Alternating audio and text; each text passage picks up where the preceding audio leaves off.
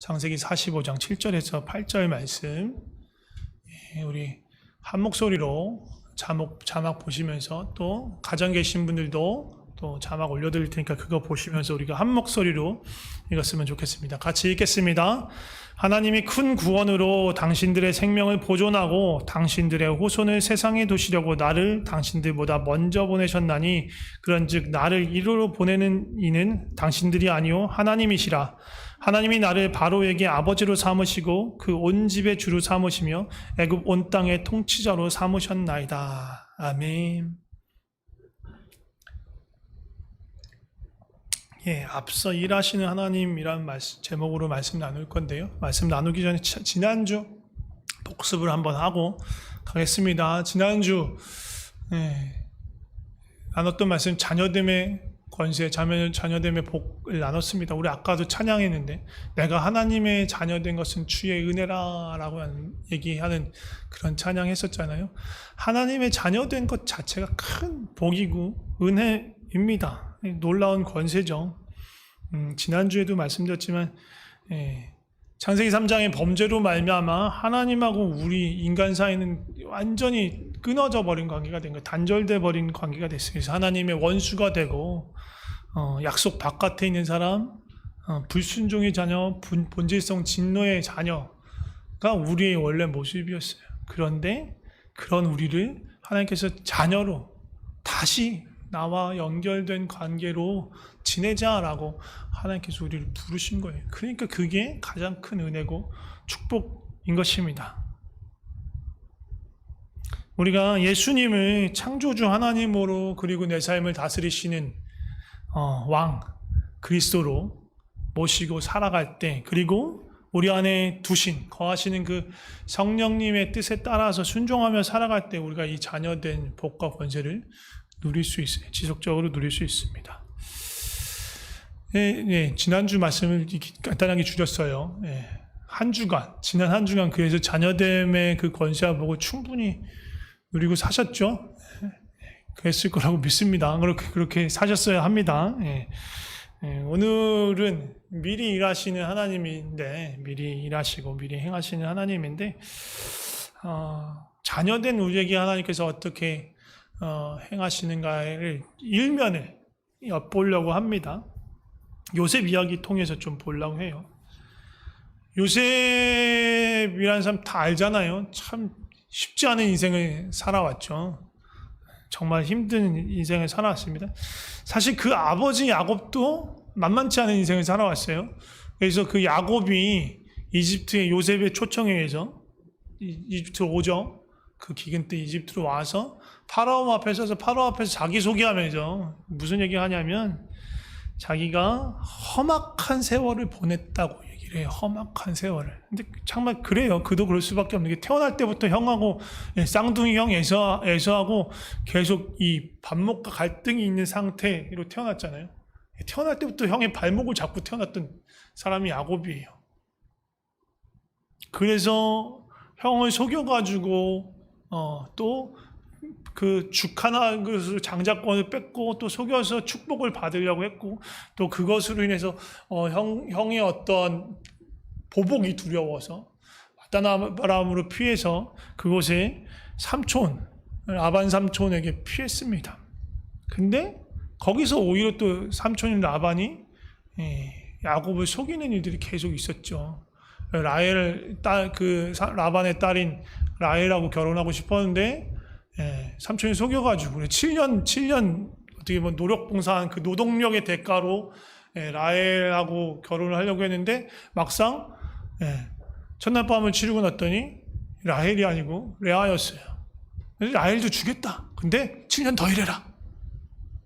14년간을 그러니까 무보수로 노동력을 제공한 거예요. 삼촌에게. 삼촌한테 오히려 또 속임을 당하는 일이 있었어요. 그리고 결국은 한 20여 년 만에 그 밧다람을 따라와서 다시 가나안으로 돌아오는데, 돌아올 때도 형이 또 쫄리는 거예요. 형을 다시 만나면 어떻게 돼? 형이 아직도 그 분노를 품고 있으면 어떻게, 두려운 마음을 가지고 돌아옵니다. 그래도 다행히 에서의 마음은 풀려서 야곱을 반갑게 맞아주죠. 근데 그 이후에는 사실 결혼 때부터는 사실 예견이 됐던 어려움 중에 하나인데, 레아와 원찮게 레아와 라헬 둘과 결혼한 바람에 이 두 사람 가운데 반목과 갈등이 계속 있는 거예요. 거기에 야곱이 껴 있는 거죠. 둘 간의 전쟁에. 그리고 그 전쟁이, 엄마들끼리의 전쟁이 자식들한테 그대로 대물리 됩니다. 그래서 자식들 간에 계속 안 좋은 어려움이 있어요. 서로 간에 막 갈등이 있어요.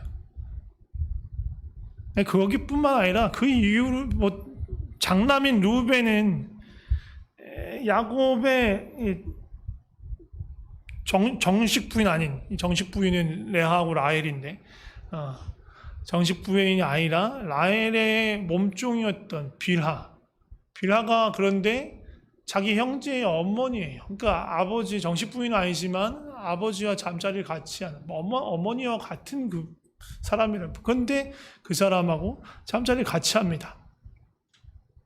친어머니는 아니지만 아버지 아내니까 범하면 안 되는 거예요. 근데 그런 관계를 가져요. 레아의 딸 디나는 가나안 땅으로 돌아온 다음에 세겜이라는 어떤 족장에 의해서 또 강제로 성관계를 맺게 돼요. 그거에 분노가 치밀은 그 디나의 친오빠 되는 시몬하고 레이가 계략으로 그 세겜 종족을, 거의 그 부족을 완전히 몰살시켜요.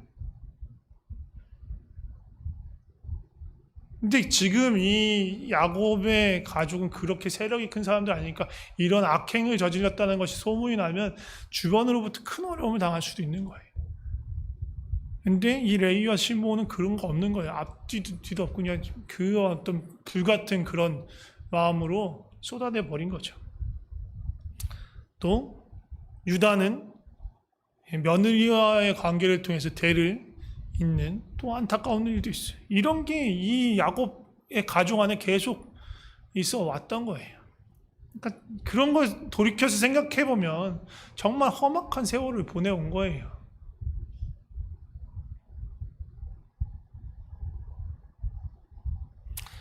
그리고 가장 사랑했던 아내인 라헬도 이 마지막 막내 아들인 베냐민을 놓고 나서 그 산고로 인해서 죽음을 맞이합니다. 그 슬픔이 계속 있었던 거고, 그 슬픔의 여파가 또 라헬의 자식을 집착하는 그런 결과를 맞이하고, 그게 결국은 또 요셉을 팔리게 하는 그런 또 어떤 단초를 제공하는 것입니다. 그렇게 팔려나가서 야곱을 알지 못하니까 정말 사랑했던 라헬을 보내고 그의 아들, 정말 라헬을 닮은 그 아이조차도 죽었다고 생각하면서 20년을 보내온 거예요. 지금 본문의 시점으로 보면 20여 년을 보내온 거예요. 그러니까 이게 험악한 세월일 수밖에 없는 거예요. 야곱도 험악한 인생이었는데 사실 요셉도 만만치 않은 거예요. 요셉은 어떻게 보면 이렇게 여러 갈등의 기간이나 그런 걸로는 야곱이 더 심할 수도 있는데, 요셉은 어떻게 보면 그런 정서적인 어떤 그런 충격이나 그거는 더 어떻게 보면 클 수 있어요. 왜냐하면 자신이 겪었던 그거는 형제들에 의해서 당한 거기 때문에 더 충격이 컸을 수 있어요. 그리고 더 어린 시절에 당한 거죠. 어린 시절에 있었던 거예요. 요셉이 뭔가 이거를 자기가 뭘 하려고 했던 게 아니에요. 생각해보면 요셉이 그냥 태어났는데 라헬의 아들인 거예요. 라헬의 아들이다 보니까 야곱이 그냥 자기가 요셉이 원하지도 않았어요. 근데 그 사랑을 몰빵하는 거예요. 요셉한테. 너무너무 아끼는 거예요. 다른 10명의 형보다 훨씬 더 아끼는 거예요. 근데 태어나서 왔더니 자기 엄마 말고 엄마가 셋이나 더 있는 거야. 위로 형이 10명 있는데 그 10명의 형들은 다 자기하고 엄마가 같지 않아. 근데 아빠가 자기만 사랑하니까 그 형들은 나를 미워하는 거야. 근데 내가 원했던 게 아니거든. 요셉이 전혀 원했던 게 아니란 말이야. 누가 날 그렇게 편애하라고 했나? 근데 야곱이 그렇게 한 거죠. 근데 그 엄마가, 친엄마가 동생 낳다가 죽습니다. 그러니까 아빠의 그 사랑은, 집착은 더 심해지는 거예요. 그러면 그럴수록 형들은 더 시기하고 질투하고 10명의 형이 따돌릴 수밖에 없는 거죠. 이게 요셉이 원했던 삶이 아니었죠. 근데 이렇게 돼버린 거예요. 그러다 결국은 요셉이 17살 되던 해, 아직 10대 때, 사실 그러니까 17살 되기 전에 10대였을 때 엄마가 돌아가신 거고, 자기를 보호해주는 어떻게 보면 그 보호막이 사라져버린 거고, 그리고 17살 되던 해에 형들에 의해서, 다른 누군가도 아니고 형들에 의해서 노예로 팔려갑니다. 아무리 친하지 않고 시기와 질투로 그랬다고 해도 어떻게 동생을 팔아넘길 수 있을까? 사실은 이게 어떻게 보면 그것도 다행으로 팔아넘긴 거죠. 원래는 애초의 계획은 죽이려고 했던 거예요. 죽이려고 했는데 죽여서 우리가 무슨 득이 있겠냐? 팔아버리자. 그렇게 해서 판 거예요. 원래 애초에는 처음에 모의를 할 때는 죽일 작정이었어요. 요셉을. 하나님의 은혜였던 거죠. 어떻게 보면 죽지 않았던 것도. 어마무시한 충격이 있었을 거예요. 정신적인 트라우마, 돌이킬 수 없는 그런 아픔, 분노, 그런 거에 사로잡히기 쉬운 어떻게 보면 그런 상황이었는데, 이 요셉의 모습을 보면 어떻게든 그걸 이겨내려고 했던 것 같아요. 나름은 노예지만 그 삶에 적응해서 잘 살아보려고 애를 썼던 것 같아요. 그래서 주인한테 인정도 받았어요. 그런데 거기서 또 생각지도 못한 억울한 누명을 쓰고 이젠 감옥에 갇힙니다. 그래서 노예와 죄수로 지낸 총 기간이 13년이에요. 13년 동안 정말로 예기치 못하게 자유를 빼앗기고 형제들에게 등에 칼을 맞은 채로 그렇게 살아왔던 거예요. 지금 오늘 본문의 시점은 감옥에서 나온 지 9년 정도 되는 때예요. 그러니까 노예로 팔려온 시간으로 따지면 22년 정도 만에 형들을 만난 겁니다. 이 본문 전에 먼저 형들을 한번 만나요. 두 번째 만나는 거예요, 형들. 아시겠지만 이 요셉이 그 죄수에서 풀려난 게 꿈의 몽 잘해서잖아요. 7년의 대풍과 7년의 대흉년이 있을 것에 대해서 바로가 꿈을 풀어줬어요.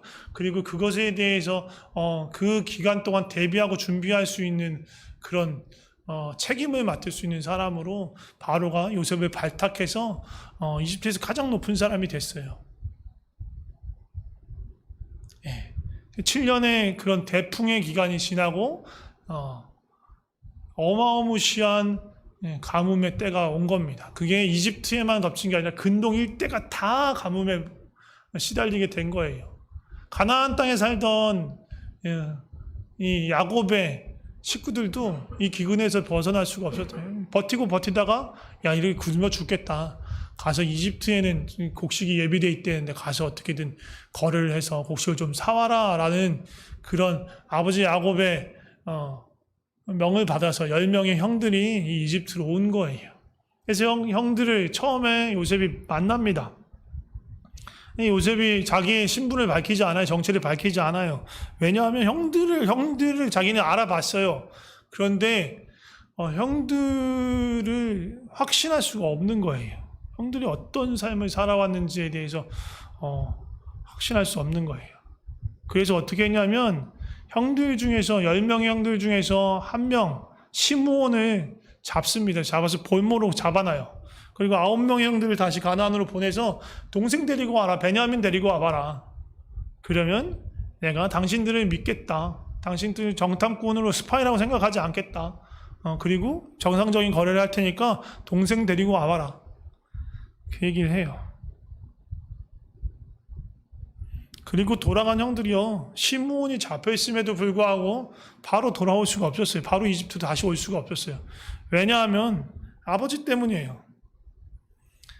아버지가 절대로 베냐민을 안 보내려고 해요. 근데 이건 당연한 것 같아요. 가장 사랑했던 여인이 라헬이 죽었어요. 죽었기 때문에 그 라헬을 향했던 사랑까지 포함해서 요셉을 사랑했단 말이에요.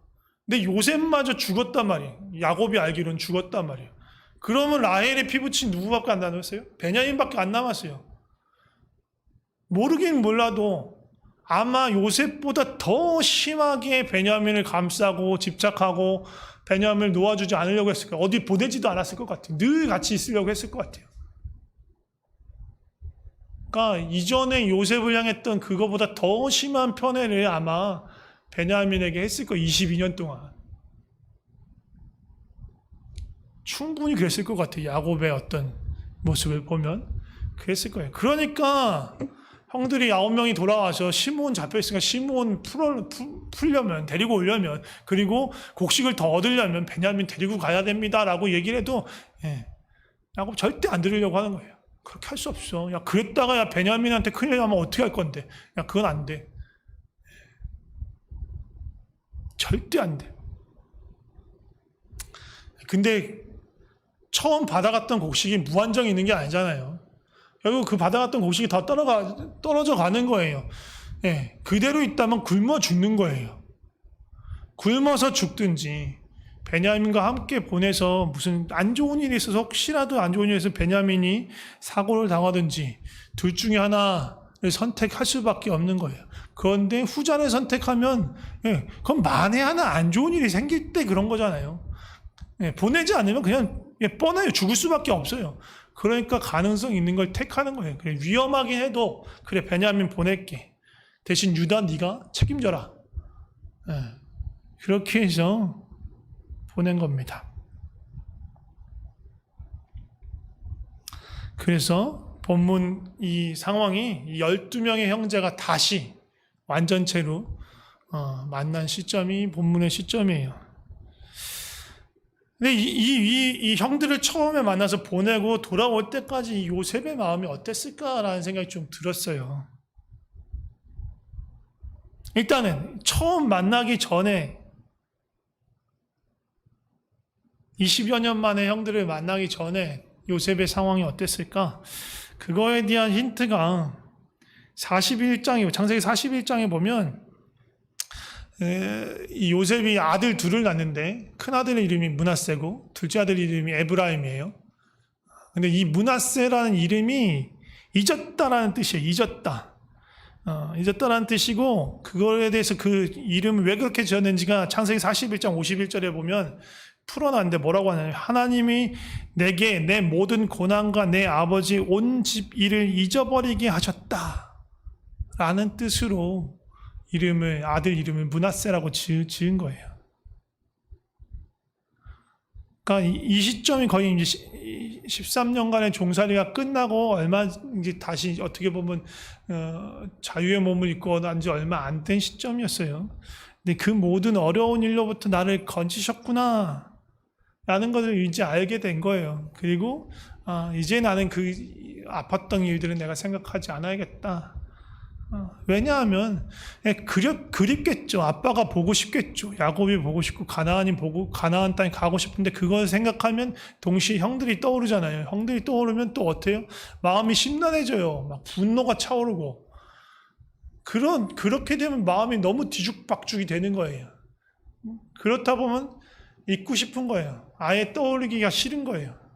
떠올리면 떠올수록 마음이 괴로우니까 묻어버리고 잊어버려야겠다. 그냥 기억 저편으로 지워버린 거예요. 20여 년간 이제 복권된 이후로 거의 잊고 살아온 거예요. 그런데 그렇게 지내다가 형들을 만난 거예요. 그리고 형들을 만나면서 동시에 그 묻어놨던 모든 것이 다 떠오르겠죠. 그 분노, 상처, 막 복수하고 싶은 마음, 그 억울함, 막 그런 것들이 다 올라오는 겁니다. 묻어놨는데 너무 생생하고 뚜렷하게 어제 일어났던 일처럼 막 떠오르는 거예요. 형들은 아무것도 몰라요. 이 요셉인지도 모르고 그 이집트의 총리, 이집트의 막강한 실력을 갖고 있는 그 사람 앞에 땅에 엎드려 절합니다. 그리고 땅에 엎드려 절하는 그것을 보는 요셉이 불현듯 그 옛날의 꿈이 생각나는 거예요. 다 잊고 지냈는데 이게 그때 그 꿈이 이루어지는구나, 지는 것이구나 라는 생각이 드는 겁니다. 사실 마음만 먹으면 요셉은요, 이 형들 10명 처리하는 거 일도 아니에요. 근동에서 가장 막강한 국가, 그 국가에서도 가장 막강한 권력을 갖고 있는 게 요셉이었기 때문에요. 그냥 쥐도 새도 모르게 그냥 이 10명 다 없애버릴 수도 있어요. 복수의 마음에 사로잡혔다면. 아무튼 그렇게 해서 시므온을 붙잡고 9명의 형들을 돌려보냈는데 형들이 돌아오기까지 기간이 꽤 있었어요. 그러면서 요셉은 많은 고민을 했을 것 같습니다. 마음속에 이 마음 저 마음이 있고요. 계속 번민했을 것 같아요. 하루에도 수십 번 마음이 바뀌었을 것 같아요. 형들이 오면 형들을 완전 밀어버리고 베냐민 데리고 오면 베냐민만 어떻게 잘 건사해서 내가 돌봐줘야겠다 그런 생각을 했을 수도 있고요. 아니면 용서해야겠다. 용서해야겠다라는 생각이 들었던 결정적인 이유는 그 꿈이에요. 22년 전에 꾸었던 그 꿈. 그 꿈 누가 준 꿈이에요? 하나님이 준 꿈이잖아요. 20여 년 전에 지금 오늘에 있을 일을 생각하시고 아시고 하나님께서 20여 년 전에 그 꿈을 꾸게 하셨어요. 자기는 그 꿈이 나의 인생하고 아무런 상관이 없다라고 지내하고 고통과 고생을 통과하면서 지내왔는데 20여 년이 지나고 나 보니 그 꿈을 하나님께서 이루어 가고 계셨던 거예요. 20여 년 전에 이미 미리 아시고 하나님께서 일하기 시작한 거예요. 그런데 요셉은 몰랐었죠. 그 사실에 대해서 알기 시작하면서 그 사실을 알았기 때문에 형들을 용서할 수 있는 마음이 생긴 거예요. 그걸 몰랐으면 용서하기 너무 힘들었을 거예요. 이 모든 것 안에 하나님의 계획이 있고 하나님의 뜻이 있었고 하나님의 인도하심이 있었구나라는 것을 알기 시작하면서 형들을 용서하기 훨씬 쉬워진 거예요. 근데 어쨌든 두 갈래 길 중에 하나를 택해야 돼요.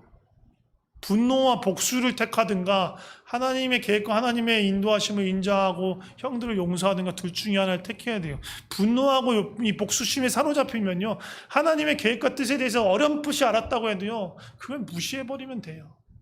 모르겠고 나는 이 형들 가만히 내버릴 수 없어. 똑같은 고통을 당하게 할 거야. 아니면 더 아픈 고통을 당하게 할 거야 라는 마음에 사로잡히면요, 하나님의 계획, 하나님의 뜻은 이제 나하고 멀어지는 거예요. 그러거나 말거나 나는 이렇게 할 거야. 제가 몇 번 반복해서 말씀드렸습니다. 보이는 형제를 사랑하는 것, 그 보이는 형제와 화목을 이루는 것, 막힌 담을 허무는 것, 그것이 우리 안에 거하시는 하나님을 경험하고 하나님의 사랑을, 그 온전한 사랑을 알 수 있는 길이다 라고 말씀드렸어요. 마태복음 6장, 그 6장 말씀 잠깐 보면 주기도문 가르쳐 주신 다음에 바로 이어서 나오는 내용이에요. 어떻게 보면 주기도문 안에 있는 우리가 우리에게 죄 지은 자를 사하여 준 것 같이 우리의 죄를 사하여 주옵시고에 대한 어떻게 보면 주석 같은 거예요. 너희가 사람의 잘못을 용서하면 너희 하늘 아버지께서도 너희 잘못을 용서하시려니와 너희가 사람의 잘못을 용서하지 아니하면 너희 아버지께서도 너희 잘못을 용서하지 아니하시리라. 예수님 말씀이에요. 예수님이 하신 말씀이에요. 내가 미워하는 마음과 증오심과 복수심과 분노로 가득 차버리면 하나님과의 관계가 회복될 수가 없다. 하나님과도 화목할 수 없다라는 걸 보여주고 있는 말씀이에요. 내가 형들을 향한 복수와 분노로 가득 차면 그 하나님의 계획이 아무리 뚜렷이 보이지 않고 어렴풋이 보이더라도 더 이상 그게 나를 사로잡지 못한다는 거예요. 근데 오히려 그 반대로 그래, 내 안에 너무 서운하고 아프고 괴로운 마음이 있지만 이 모든 것들을 보니 이게 하나님의 계획과 하나님의 섭리 안에 있었구나라는 것을 인정하면서 그것을 중심으로 이전의 삶을 다시 해석하기 시작한다면요, 오히려 용서할 수 있는 마음을 품을 수 있는 거예요.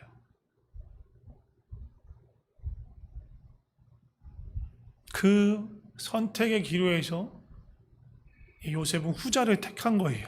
그래서 오늘 본문에 보면 그런 얘기가 나오는 거예요. 또 그것뿐만 아니라 형들이 돌아오면서 형들의 태도를 봐요. 지금 이제 이게 뭐냐면 형들을 만났다가 다시 돌려보내요. 돌려보내는데 이 베냐민의 그 곡식 자루에다가 요셉의 은잔을 숨겨놓고 있다가 그것도 들춰내서 도둑으로 몰았어요. 요셉이 몬 거예요. 그리고 베냐민을 내 종으로 삼겠다. 그렇게 하니까 형들이 안 된다고.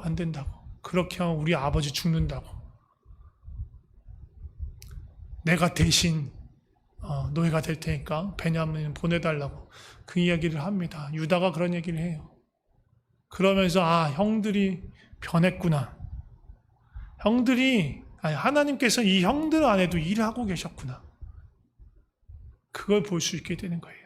이런 여러 가지 복합적인 모습 가운데 요셉이 마음을 정한 거예요. 그래, 하나님의 행하신 그 일들에 하나님의 계획과 하나님의 일하심이 미리 하시고 20여 년 전부터 일해 오신 그 하나님의 뜻을 내가 신뢰하고 인정하고 그것에 대해서 감사함으로 받기로 결정한 거예요. 그렇기 때문에 형들을 용서할 수 있었어요.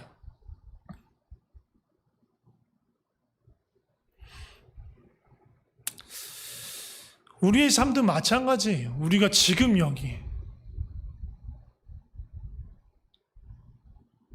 이곳에 있는 이유, 이 필리핀 이 땅에 살고 있는 이유, 그냥 우연으로 된 것 아니고 내가 먹고 살려고 이렇게 하다 보니까 어쩌다 보니까 여기 온 게 아니고요. 우리는 그렇게 했을 수 있어요. 어떻게 보면 형제한테 팔리고 거기서 살아남으려 하다 보니 어떻게 보니까 총리가 됐어. 그렇게 해석할 수도 있는 건데 다른 편으로 보면 하나님께서 분명한 하나님의 뜻을 그리고 계획을 가지시고 우리를 이곳에 두신 거란 말이에요. 그게 성경이 말하는 바예요. 하나님이요, 하늘에 있는 수많은 별의 이름을 다 아시고 걔네들을 하나씩 불러서 세신다고 말씀하세요. 다 아세요. 그 큰 우주에 비하면요, 저와 여러분은요, 너무너무 작아요. 여기 전체가 우주 공간이라고 보면 저하고 여러분들 원자 핵만큼도 안 될 거예요. 엄청 작은 사람들이란 말이에요. 그런데 하나님은 저와 여러분을 다 아세요. 저와 여러분의 머리카락까지 세세요.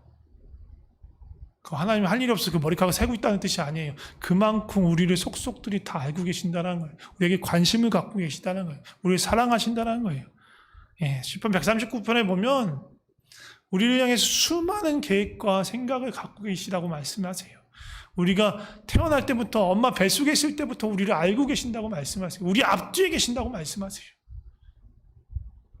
그게 하나님의 마음이에요. 그러니까 우리가 여기 있는 게 우연이 아니라는 거예요. 요셉은요, 알지 못했어요. 자기가 노예로 팔려갔을 때, 그리고 죄수로 감옥에 갇혔을 때 그게 하나님의 뜻이고 하나님의 일이 진행되고 있다고 몰랐어요. 나중에서야 알 수 있었죠. 그런데요, 조금 더 능동적으로 하나님께 나갈 수 있는 거예요. 요셉에게 역사하셨던 그 하나님이 나에게도 역사하신다면 지금 아무것도 안 보이지만 하나님이 분명히 하나님의 일을 행하고 계시겠구나 라는 우리의 믿음을 가질 수 있는 거예요. 지금요, 우리 정말로 어려운 시기를 살고 있습니다. 이 코로나라는 것이 정말로 쉽지 않아요. 이것 때문에 사실 너무 답답하고 속상한 일들이 너무 많습니다. 정말 온 땅에 기근이 든 것 같은 그런 때. 그래서 이런 기근이 든 것 같은 때 누군가는 이걸 기회로 삼아서 더 많은 부를 축적하는 사람들도 있어요. 근데 요즘 한국에 벼락거지라는 말이 유행한데요. 하루아침에 거지가 됐다고. 하루아침에 직장을 잃고 하루아침에 가게를 잃게 되고 하루아침에 실업자가 되고 하루아침에 가족을 부양할 수 없게 되고 벼락거지라는 말이 생겼대요. 그런 사람이 또 있는 거예요. 누구는 코스피 지수가 3,000이 넘어가지고 떼돈을 버는 사람이 있는가 하면 누군가는 하루아침에 거지가 되는 그런 안타까운 일들이 지금 일어나고 있는 거예요. 이런 현실을 보면 사실 너무 속상합니다. 우리의 시야가 너무 좁아요, 사실은. 이 현실을 보면 너무 암담해요. 끝이 없는 터널 같은 거 우리가 갇혀 있는 것 같은 느낌이 들어요. 근데 이 안에서 우리도 선택해야 되는 거예요. 이 좌절과 절망에 허우적거리면서 하나님이 하시는 일을 전혀 볼 수 없게 되든지, 아니면 요셉의 삶에서 끊임없이 하나님께서 신실하게 그를 이끌고 그와 함께 하셨던 그 하나님을 기억하면서, 그래, 이렇게 어렵고 힘든 시기지만 우리보다 앞서 행하시고 우리가 알 수 없는 것까지 보시고 우리를 이끄시는 그 신실하신 주님을 신뢰하며 붙잡기로 선택할 수도 있는 거예요. 우리 선택해야 돼요.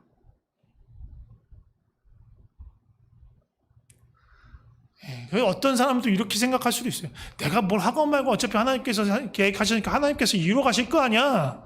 그럼 뭐 그냥 내 마음대로 살면 되지 라고 생각하실 수도 있어요.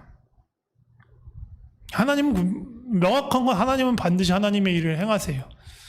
그런데 내가 내 마음대로 살아가고 하나님과 상관없이 살아가면요, 우리는요 하나님이 행하시는 일을 못 봐요. 하나님이 하시는 일에 참여할 수 없어요. 하나님이 행하시는 일을 볼 수 없어요.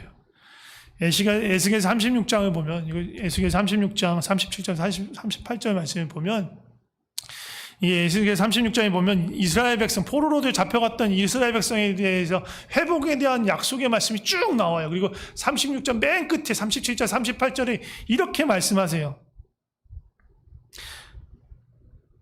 그러니까 그 앞에 이같이 말씀하셨느니라, 뭐냐, 너희가 너희를 회복할 거야, 너희 고토로 다시 돌아올 거야, 수요를 엄청나게 많게 할 거야 라고 말씀하신 다음에, 그래도 이스라엘 족속이 이같이 자기들에게 이루어 주기를 내게 구하여야 할지라,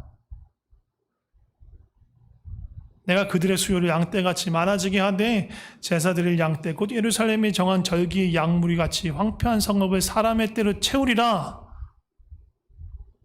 그때에 기도하고 하나님이 그 이룬 걸 볼 때에 그들이 나를 여호와인 줄 알리라. 이게 하나님 말씀이에요.